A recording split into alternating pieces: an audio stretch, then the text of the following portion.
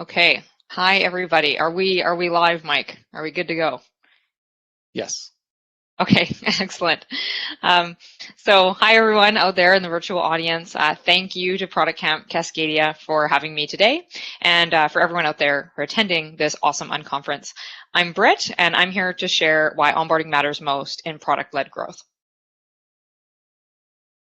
A bit about me. My first professional gig was in a process team at a large telecom company. And a big part of this job was fostering creative collaboration across areas of the customer journey. And when working with other departments, we often found that the root cause of failures were due to issues in cross-department handoffs or siloed thinking. And although this was nearly a decade ago now in my career, the role has forever shaped how I think about these critical connection points. I've worked at consumer companies of varying sizes, and I made the shift a few times between product management and marketing. And I realized there was immense value to be found in the intersection of these two functions, and later understood that I am often operating in the realm of product marketing, a classic example of simply doing a job without realizing it at the time. And 2 years ago, I had the incredible opportunity to join a startup called Kinzu at the proof of concept phase. As head of growth at Kinzu, I oversee our product and marketing strategy to deliver against our vision. So I'll give a brief introduction to Kinzu as we will explore a couple of case studies at the end of my presentation today. Our CEO, who's called Sean Herman, decided to create Kinzu after his own experience as a parent. Like many kids, his 7-year-old daughter was becoming interested in tech, and like many parents, Sean was concerned about issues of online safety, privacy, and the influence of social media on young children. When he didn't see many alternatives on the market, he set out to solve his own problem. So Kinzu is a kid-safe messenger. We believe it's a new proposition for tech. It's an app that children and parents use together to share experiences on a single private platform. It's a space where kids can learn about technology and grow into responsible digital citizens, surrounded by family and friends, those who matter most. On a personal note, I spent the last year growing something very special. This winter, I shipped my best product yet. My son is only 12 weeks old, so he's still very new to the world, and I've never been so sleep deprived in my life. So please forgive me in advance if I make some very curious word swaps throughout this presentation. Mike, maybe you can keep me honest if I go off track. So what are we here to do today? The goal of this presentation is to talk about the all too common onboarding challenge and how product managers can close the gap in the customer journey. Before we hop in, I want to make a disclaimer. This presentation will not give you a comprehensive understanding of what might go into a product-led growth strategy. Hopefully, I can take some immediate pressure off by saying that product-led growth does not sit squarely on the shoulders of the product manager. Phew, we can breathe a sigh of relief. But product managers should be in a position to influence change and to guide the success of the product. And my goal is to provide you with a starting point on what is truly a much larger journey. So what we'll cover. First, we'll demystify the terminology surrounding product-led growth to get us all on the same page. Don't worry if this still feels a bit unfamiliar to you. OpenView Partners coined the term in 2016, and the book by Wes Bush on the topic was published in 2019. This is still all relatively new stuff, especially if we compare it to other transformational ideas like Agile and how long it took those processes to find widespread adoption. We will then dive right into the onboarding challenge and unpack why it's so hard to get right. I'll share some suggestions on how to close the onboarding gap and demonstrate how I applied these ideas in my role at Kinzu. And while I really wish we had the opportunity to debate and discuss real time, I've allocated hopefully plenty of time at the end to open up the virtual floor for some Q&A. And please stick around. I'm hoping we can have a remote discussion.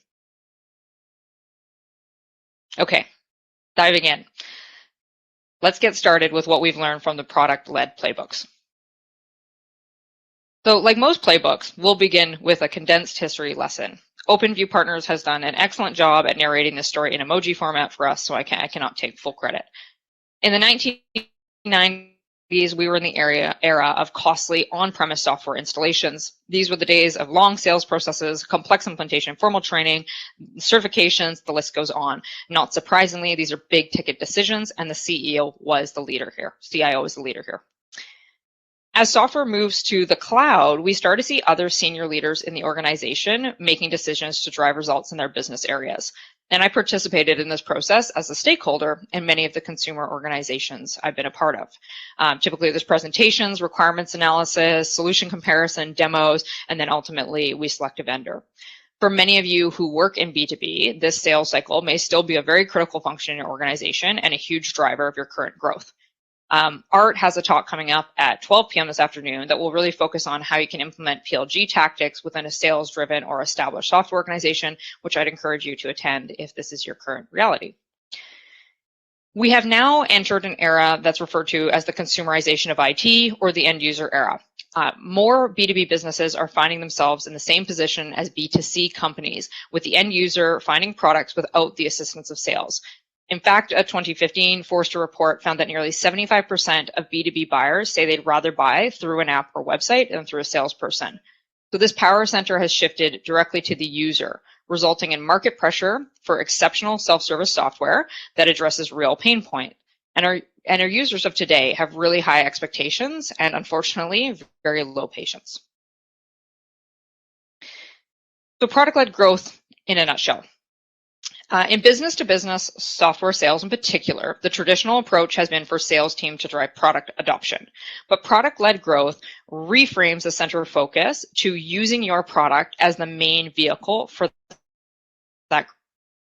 Wes Bush, the author of this book, has noted that this is not really anything all that new. A lot of us are used to a try before you buy mentality, and we're familiar with this in other domains. It has simply arrived to the tech world. So now it's time to get inspired. You understand what product-led growth is, and the next step is to feel the FOMO or the growth envy. After all, many companies we admire most are all in on product-led growth. With increasing acquisition costs and demanding customers, PLG is fueling returns for these unicorns at scale. We need to look no further than Slack. Many of you probably already know the absolutely incredible success story, or perhaps we even have someone in the audience who has worked for Slack. They had 8,000 customers sign up for service within 24 hours of launch in August 2013. By February 2015, they had more than 135,000 paying customers across 60,000 teams. And as the story goes, they didn't even have a CMO. This is truly impressive stuff. Okay, pick your mantra. The last stop in our playbook is building out your strategy. Perhaps you can share in the chat which mantra resonates most with your current understanding of PLG. There's truly a lot to consider on your journey to becoming the next Slack. Does your product solve end user pain? Have you made the product sticky? Where are you at in virality? And don't forget about freemium either. So, whoa. This talk is already off the rails. I can imagine you're sitting there feeling like Jackie Chan and it's only been a few minutes. I know what you might be thinking. Britt has completely forgotten that my company is not a unicorn, or at least not yet, and we're nowhere close to watching our users grow like magic. And don't worry, I feel you. In fact, I needed a preview of Chris Zappala's presentation that will occur later this afternoon to make sense of it all myself. His presentation looks at the sum of all these parts and breaks down the steps to transition to product-led growth overall in an organization. It's really fantastic.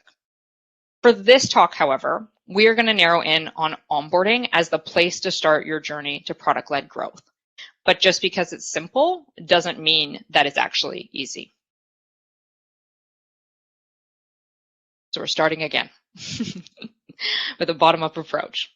We've all agreed that the fundamental principle of product-led growth is focusing on the end user. So without upfront sales, both B2B and B2C companies are operating from the same starting point. And OpenView Partners has again put together an excellent and intentionally simplified version of Jane's experience with Slack that we're going to follow throughout the presentation. So Jane gets on Slack, and she's engaging with the incredible design and the thoughtful user experience. She tells her team they absolutely have to join her. Her team signs up, and they soon start telling other departments. Everyone hops on, and the Slack love is real. But the customer journey, or in this case, Jane's journey, begins before she's actually using the product, right? We have this curious question mark of what's happening before Jane is actually enrolled in Slack. Customers discover products out in the world, and there are so many ways that this happens. We might see an influencer post because a friend tagged us. Perhaps we're doing some market research and we see a blog post that's hyperlinked. Maybe there's a distant connection on LinkedIn that tells us about the company that they work for, or a friend is really excited by a paid campaign and forwards it on. In fact, these are all ways that I've been exposed to products in the last week alone. If we are interested enough, we might actually visit the website and learn more. So lead generation was, as we've discussed earlier, previously the responsibility of sales, but assuming we are talking about a true product-led org, this now sits squarely in the realm of marketing. All of these impressions form an expected value for Jane. She has an idea of what the product will do for her and how it will solve her problems. And actually, she likes to sees these as promises. So they're more than just perception. They're a bit of a commitment that this company has made to the customer. Then Jane tries the product. So the customer is excited enough by the promises that they've seen to give that product a try. Let's assume the product is pretty great. The user experience is best in class, the performance is top notch, and the price is right too. All of this makes up the customer's experienced value. Hopefully this is no surprise to anyone here that this is the wheelhouse of the product team, including engineering and design and perhaps customer success as well. Here's a diagram from Vendasta on the PLG funnel. So we have marketing driving this outside of product engagement. We have visitors to some sort of sign-up experience. The customer onboards and then becomes a product qualified lead, which you can see is the PQL here. Sales might support to close gaps and along with the product itself, lead the customer to that important conversion event. We now have an engaged paying customer. If they love the product, they will advocate and we will get new leads that have never entered the traditional marketing funnel. We effectively have a growth flywheel. Awesome. Let's overlay this visual with what we just learned about expected value and experience value. Do you see what I see here? A handoff. Going back to my process background, this makes me nervous. There's a big risk here. What if the amazing promises don't line up with the excellent product on the other side? In this view, Jane looks very alone as she starts to onboard.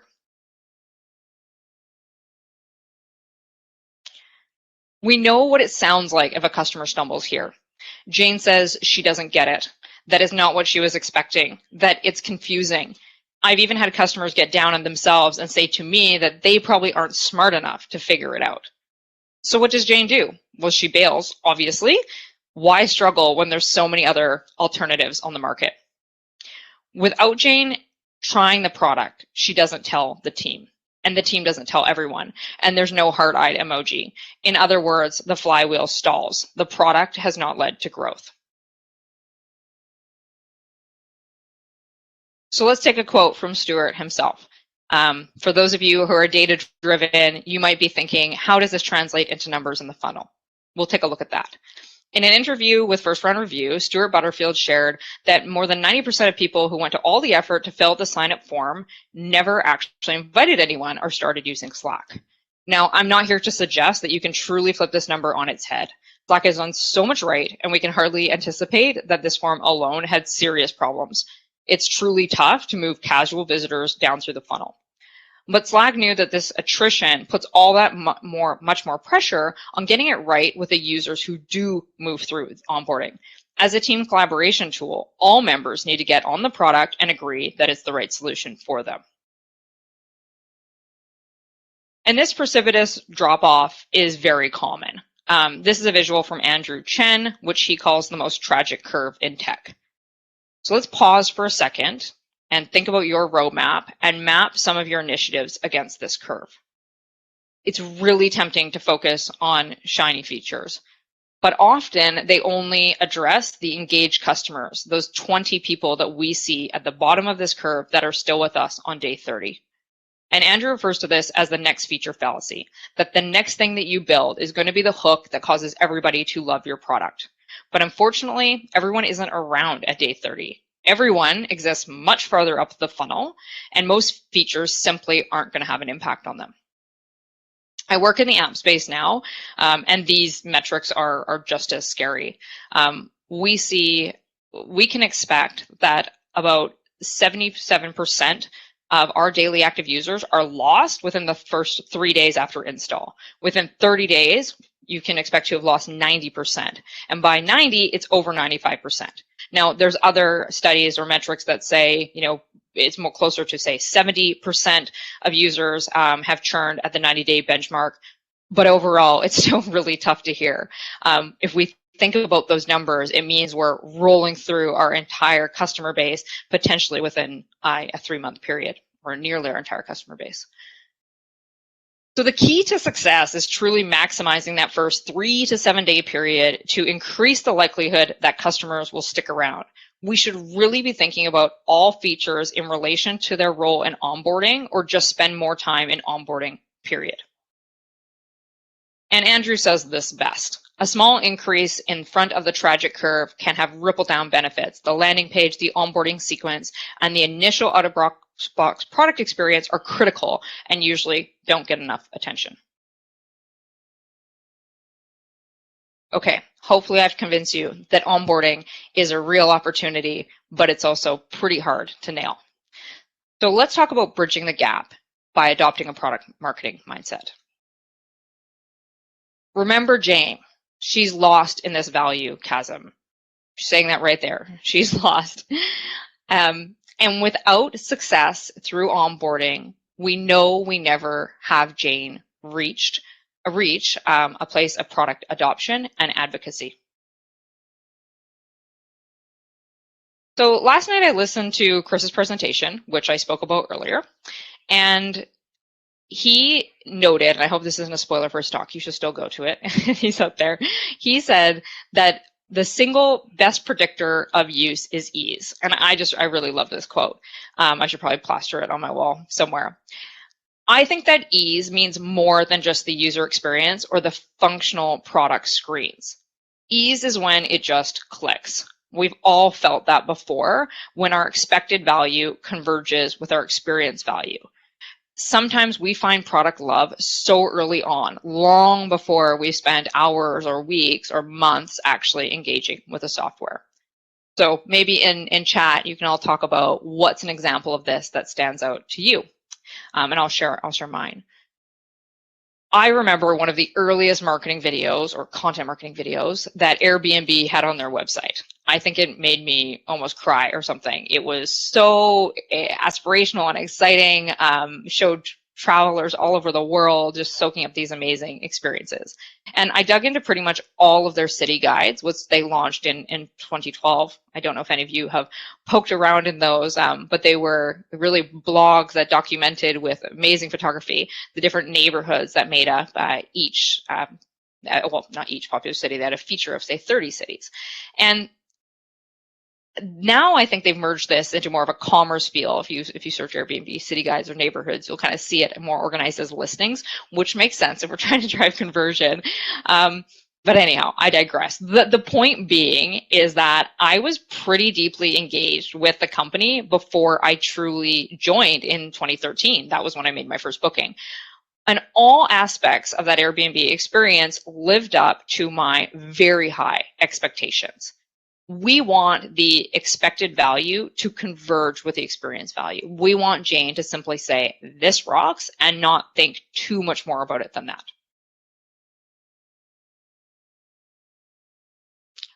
So Phil from Intercom has a really good quote on this.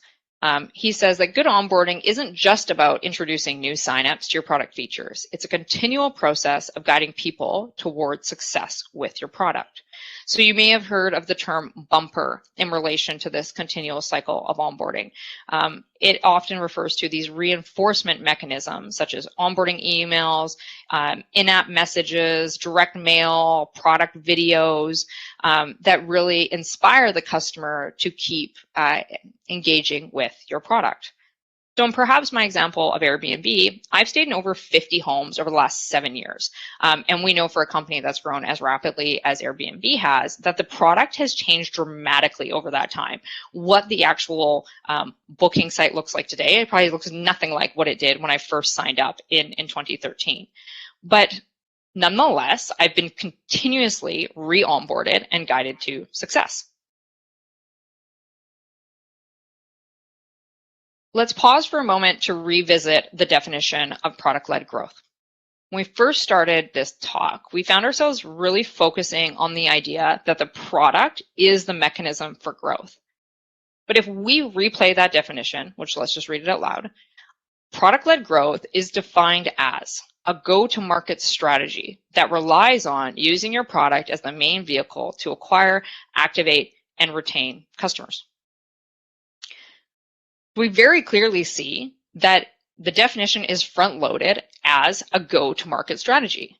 Like, wow, that's pretty important, don't you think?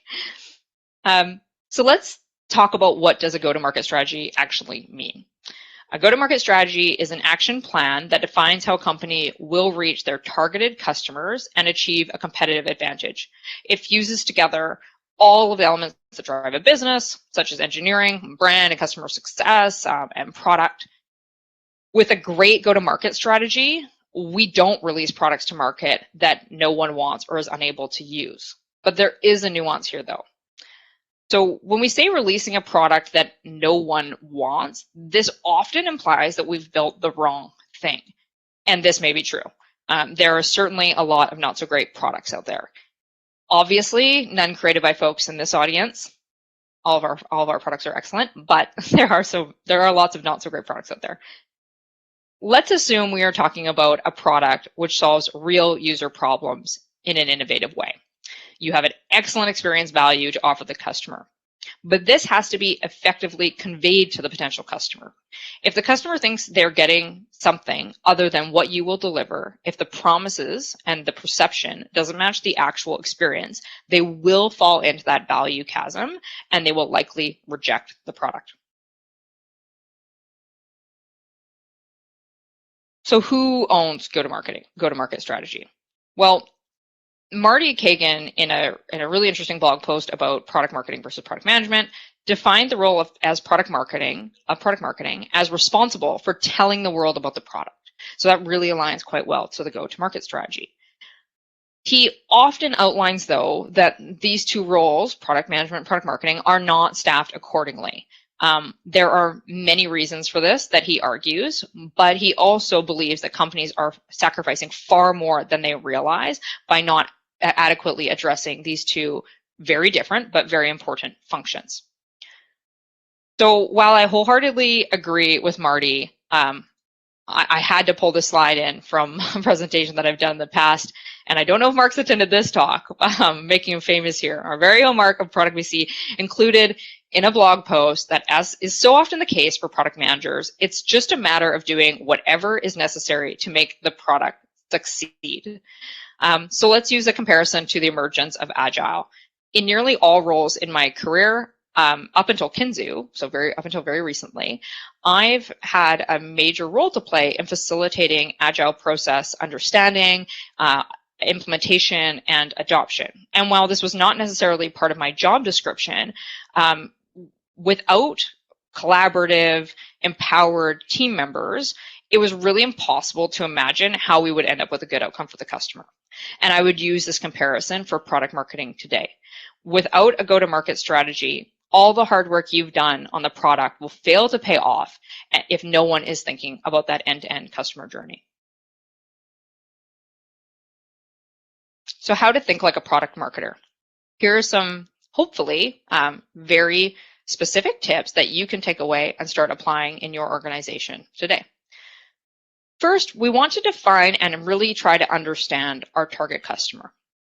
We want to plan an overall onboarding strategy. And so again, if we think about that overlapping world of the expected value to the experience value, we want to think about onboarding as something that starts earlier on in the customer journey, perhaps outside of the product itself, and follow it all the way through until those very first critical actions that they have post sign up.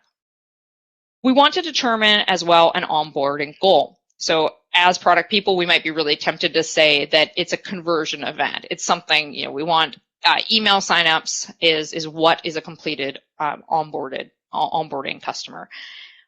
But really, we want to think about this as a customer-led goal. What is the customer trying to accomplish as they move from their perceptions about your product to actually engaging with it and hopefully advocating?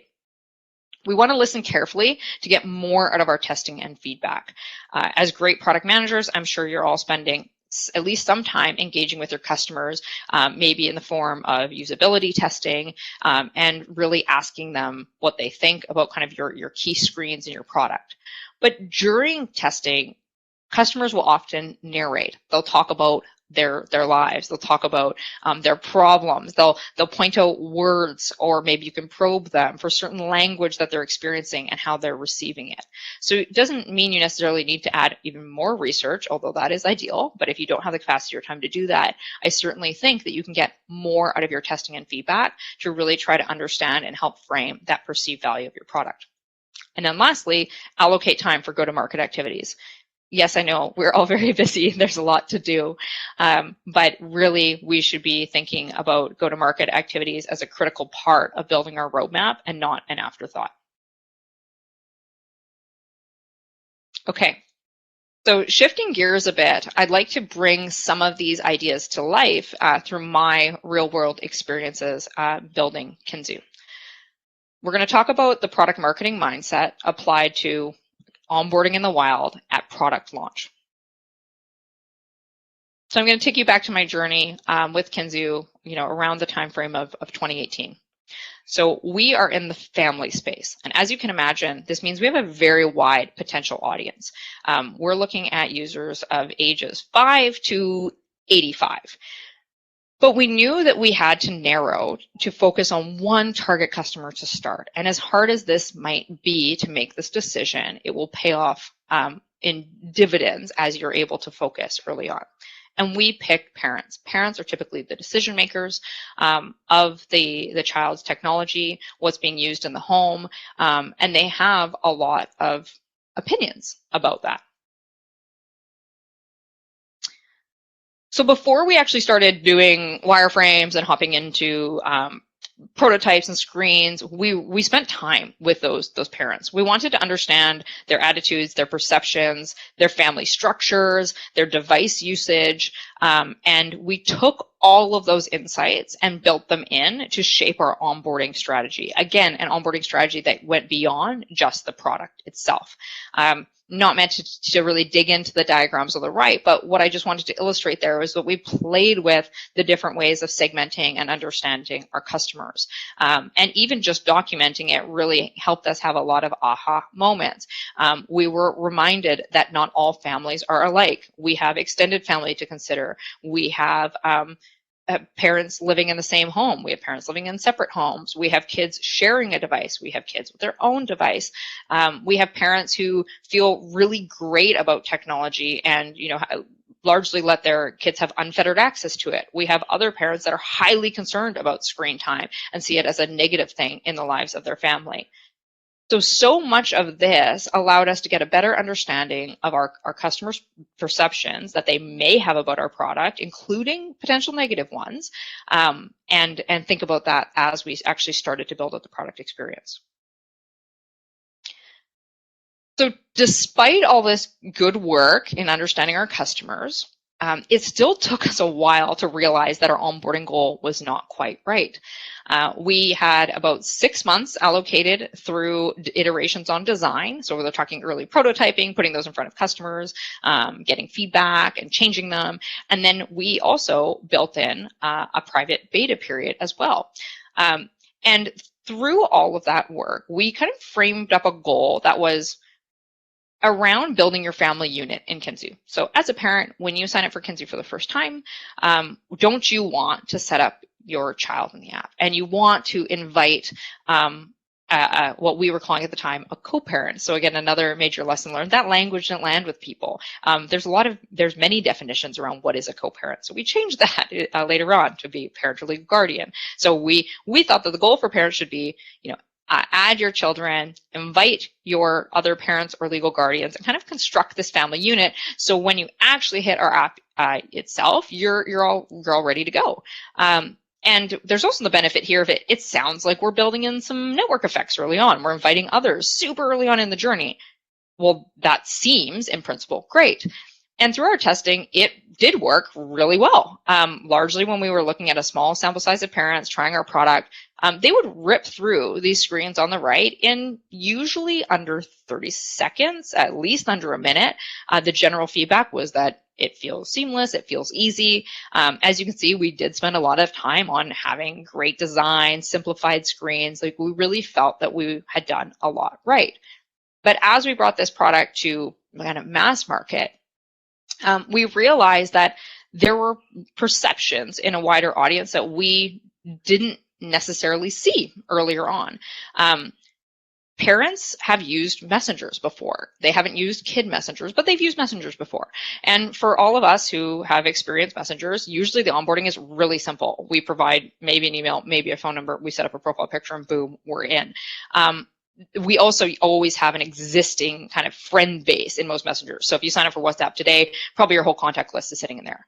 Kinzu is a very different construct. It's a private space for kids. We want to make sure that they're not able to connect with strangers.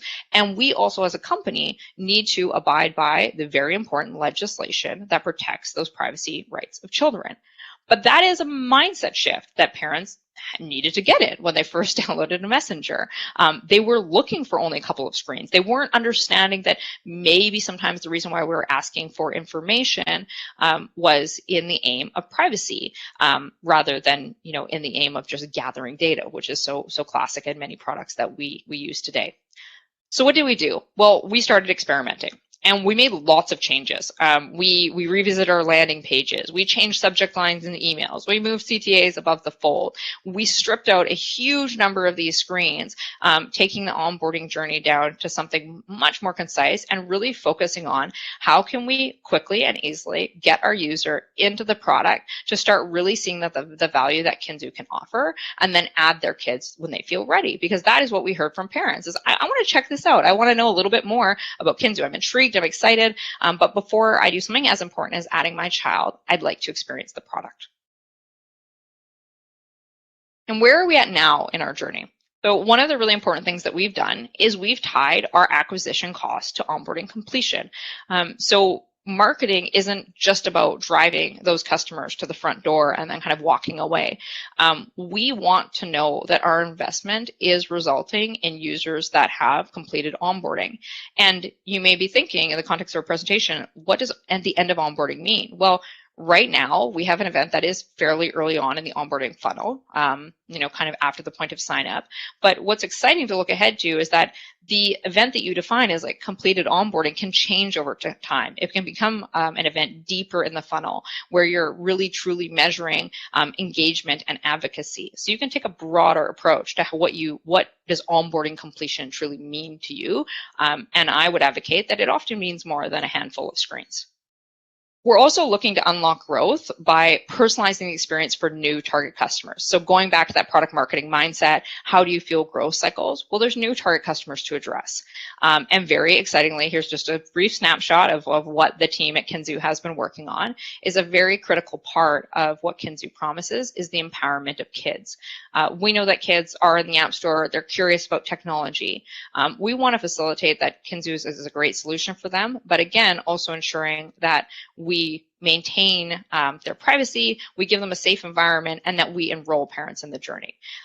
So Kara is probably listening to the session today. Kara Zucker, she's our PM at Kinzu, and if you have any questions about what they've been up to, as I mentioned, I've been working with my son on a day-to-day basis. I'm sure she'd be happy to discuss. That's one case study. So we'll go into the next one, and then we'll kind of shift to some Q&A and discussions.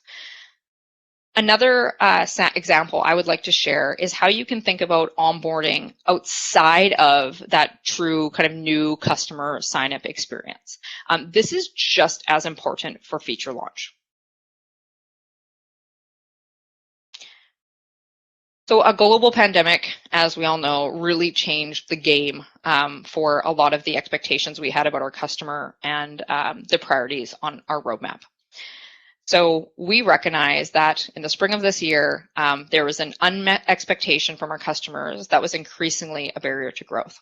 So Kinzu, as we've discussed, is a messenger, and a lot of messengers have video calling. Now, we knew that people would probably want this feature at some time in our life cycle. But the use case that we were often exploring pre-pandemic was parents using Kinzu with their kids. And pre-pandemic, parents were often at the office. They left the home, they went to work, maybe their kids were hanging out at a friend's house after school. They're packing up to leave. They send their child a direct message saying, hey, I'm coming to get you. What would you like for dinner? And they can have this kind of really cool async interaction. But with the coronavirus, all of a sudden, the work from home situation became the norm. Parents were sitting directly across from their kids on a kind of a full-time basis. But fortunately, Kinzu was also very well positioned to kind of pick up on that shift because we served the family unit more broadly. Grandparents, friends, all of these people became super essential to providing kids that, that connection and that social outlet that they are so desperately missing when they can't interact with people in person. So what we saw was, potentially video prompts for video calling really just accelerating. It became this thing of, why don't we have video calling? Isn't everyone's using video calling? This is essential to our day-to-day. And so we made the call to prioritize this initiative maybe earlier on than we would have done so in our journey. So the tricky thing, though, with video calling,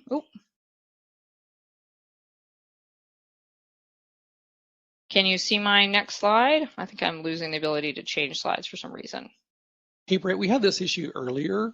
And yeah. So can you just unshare and reshare your screen? Sure. See if that gives us a reset.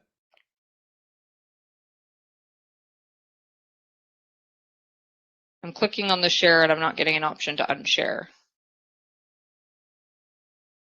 The share button should just toggle you off. Yeah, it's not giving me the option to toggle off, unfortunately. Okay. I think you're going to have to sort of fly with your sunglasses on at this point. Okay, fair enough. I'll share some of this content after, perhaps that will help. So what we did in the case of video calling was we took a working backwards approach. We struggled with the idea that, video calling is a table stakes feature, right? We all kind of expect this. So how do we make it something different? How do we make it something exciting? How do we make it something that actually solves some of the existing problems that video calling has, and make it something that people would actually talk about? So together as a collective team, a cross-functional group of people, we thought about what we wanted to promise our customer. What were some of those unmet needs? And we wrote a press release. And through this exercise, we came up with the idea that we called Blip. So Blip is a video call that is short and sweet. For kids, often they don't have the experience with video calling. They don't quite have those kind of etiquette in place. So sometimes they might, call people but not know how to wrap up the call. Or other times we have, grandma calling the child, but the child doesn't know how long this call is going to go on for. So they're getting distracted and maybe playing video games while grandma watches them. And we wanted to see if it's kind of tightening up what a video call felt like could really change the dynamic of that experience. So great. We felt awesome about the story. We really felt like we had kind of nailed what we were trying to do to solve the customer problem.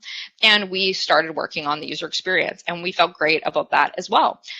We ended up with kind of a purple border around the outside of a video call that started to count down as it neared 8 minutes, which is the end of a blip. And we felt like it didn't kind of drive anxiety, but it really kind of wrapped up this interaction in a really nice way.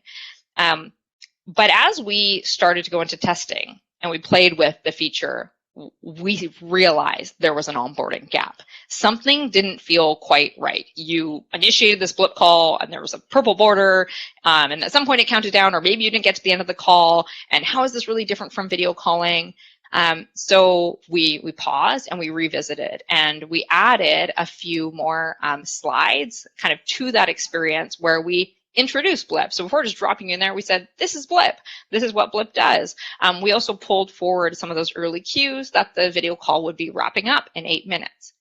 And what was really exciting to see is as we shipped this feature, we received recognition about Blip itself. So most recently, we had a review from Common Sense Media, which is a pretty popular review site for kids technology. And they noted that Blip is a cool interaction, that it solves this kind of pain point for parents in teaching kids boundaries and helping them understand, how to have a video interaction. But of course, like all features, our onboarding journey is not done here. Our users have very high expectations for the quality of a video call. They, also some people aren't exactly seeing the difference between what a traditional video call is and what a Blip might be. So the iteration continues.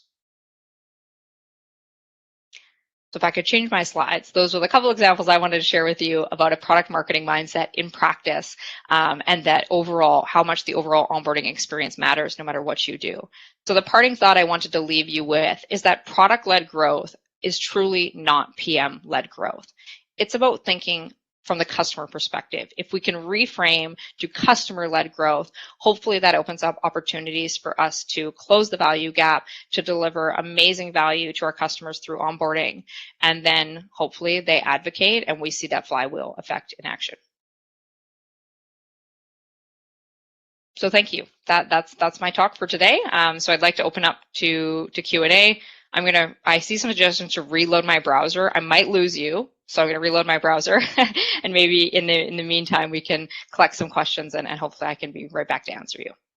Yeah, so Britt, go ahead and try that, and see here. Yeah, maybe you just want to drop out of the session and come back in. Okay, she did. Want to try the share again, Britt? Can you hear me? Yeah.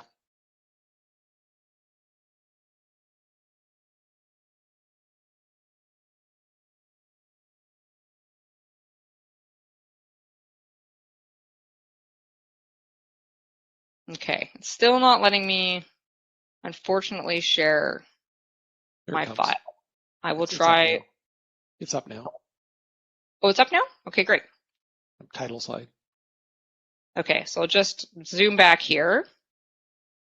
Okay, here is kind of a snapshot of how we worked collaboratively to shape expectations through narrative design and our press release, which you can read about on our website today.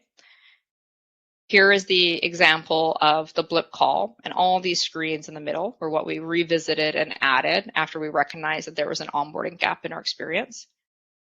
And lastly, here's a highlight from the most recent Common Sense Media review that said, including blips, which are intentionally short chats, gives kids and parents an option to keep in touch without endless chat. It's a great feature that can help set limits. And the parting thought, let's think about product-led growth as customer-led growth and see where that takes us. So got a couple of kind of comments, Britt, just Roger had an interesting one in terms of this. And again, this is reflecting on me as a product manager about like where does my job end at the requirements? But it's like Roger's comment, a new insight for me is the idea of promising experience versus just promoting features and benefits. And I think the concept of promising experience is something that product managers need to, when their job's not over when they ship it, they need to understand more of that process. A personal reflection on me, I was involved in a fintech process or application on a mobile app, very much entry-level mobile devices, and the data entry for the fintech app required a lot of validation, a lot of data entry, and it was very cumbersome on an entry-level mobile device. Right. Very interesting. So through that talk, is there anything that you think you would have kind of done differently, Mike, or any like aha moment that you had? I think we should have given the executives those entry-level mobile phones versus their advanced phones. That was our issue internally in terms of how the product was being used. So that was one anecdotal reflection. Let me go back to the Q&A. So Dave has a question off here. Are you able to see the Q&As, Britt? Yeah, I am. Okay, why don't you just take those if you can directly? Yeah, okay. So Dave, you said in a small startup with an MVP, how would you staff an onboarding, design, and refinement effort? So in fact, Kinzu is still a relatively small startup. We're about 50 team members now. You know, and I would say that no, we're not necessarily in the place where we need to redesign onboarding. And I can imagine that you know that's what you're getting at, is that this can be a significant undertaking. But as kind of per my talk, onboarding is so absolutely essential and critical to the growth of our company, that we've always kind of had it as a roadmap item. So sometimes we quantify that lift as a bigger or smaller. So some quarters we've spent a lot of time and energy and really to kind of dove in and focus on onboarding, and other times we pull back. In a podcast from Intercom, he actually talks about this cycle that like in a lot of great companies, like onboarding is always important, but it's just to what degree. Sometimes it requires more focus or less focus. How would you staff the onboarding, design, and refinement effort? I would say that, you know, before you pull in kind of engineering, and as I suggested, before you start really like thinking about screens and the changes, a lot of the work can start with, if I zoom back on my slides here, can you all see me changing my slides now? Maybe, maybe not. I'm hoping you can. So in how to think like a product marketer, right, the very earliest steps are defining and understanding your target customers and planning your overall strategy. So what I would answer to you, Dave, is that potentially you can really start this work with a super small group of people.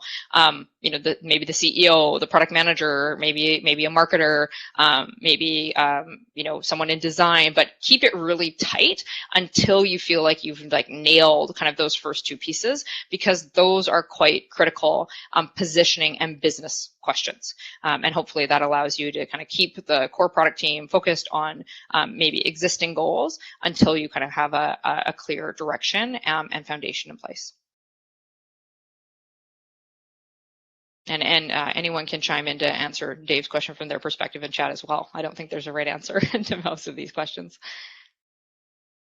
Okay, so other questions I see. So Simone, you asked, what happens when what do you do when you don't have a marketing team? So I'm not sure if this refers to, say, marketing as like digital marketing or lead generation, the group that runs organic or paid advertising, or the product marketing function. So in some larger companies, those are two kind of discrete groups. So I'll take this as like, what do you do if you don't have like the kind of this product marketing function? Again, the tricky answer is that I would suggest that as a product manager, you know, you really try to carve out some time to think about this. And I know that it warrants its own role, and there's so much that goes into positioning and product category and crafting those promises for the customer. But it is so critical that you try to spend the time, you know, thinking about that go-to-market strategy, or again, building that in to some of the conversations with your other key stakeholders. It doesn't need to be something that you do alone.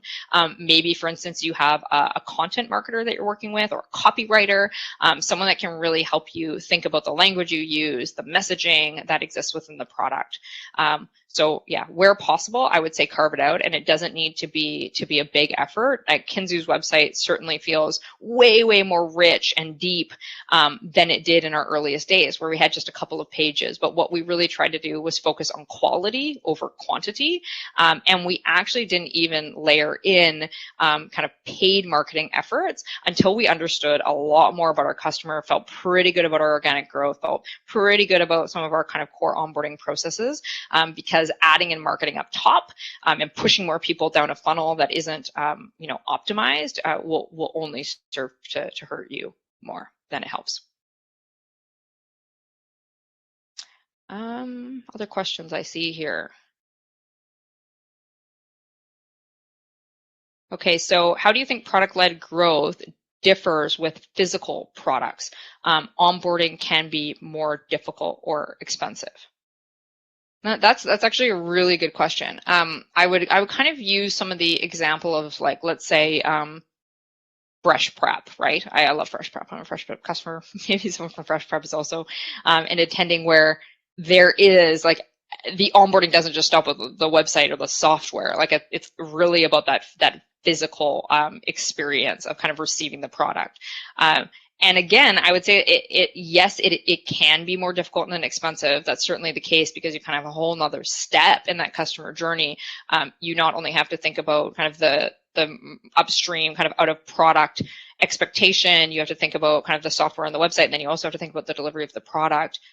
But onboarding, doesn't end there, right? If we use the example of fresh prep, like what if you opened the bag and you couldn't follow the recipe, or the photo wasn't all that compelling, or you couldn't locate the ingredients, right? Like that onboarding process is still happening, or you lost the piece of paper, your dog ate it. Well, in Fresh Prep, you can go on the website and actually look up those recipes.